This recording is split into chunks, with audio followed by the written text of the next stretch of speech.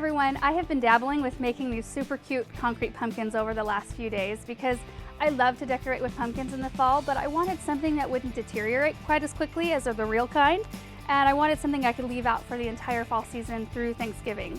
I haven't found anyone online with an easy DIY method, but I think I've come up with one. So today I want to show you how I made them.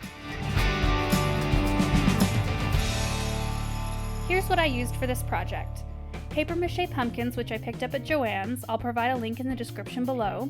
Concrete mix, water, a bucket, something to stir the concrete with, and a butter knife, a couple of containers to scoop both the dry and wet concrete with, one piece of stiff paper, strong tape, and scissors.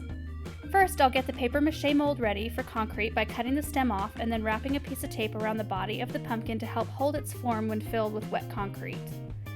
Next, I'll fashion a stem out of the stiff paper by cutting a strip of paper, rolling it, and then securing it with a piece of tape. I'll make several small cuts around the bottom so I can bend them out.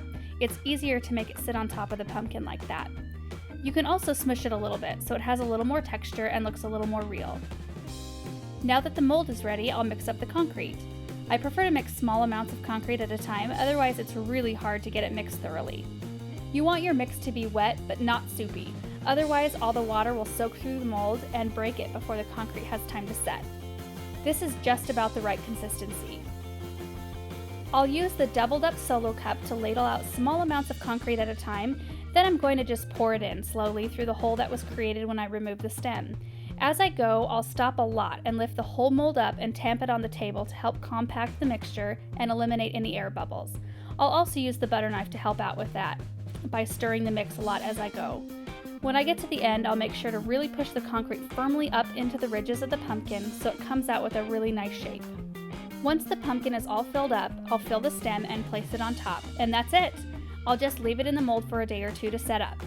It's been almost 48 hours since we put our concrete in the mold, so we're going to go ahead and take the mold off really carefully today. I'm going to use a razor blade just to help the process. I do like to take my time, so we'll get close in on it for you and speed up the process so you can see how I'm going to do it.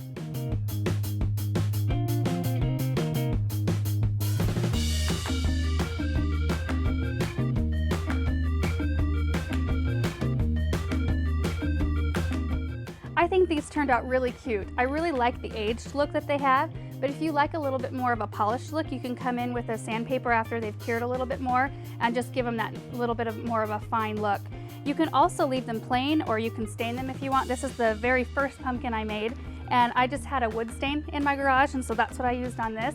So you really can make them look however you want. And you can use them by your front door, you can use them in a table centerpiece, or you can even tuck them into a flower bed somewhere out in your yard. So it's a really fun project.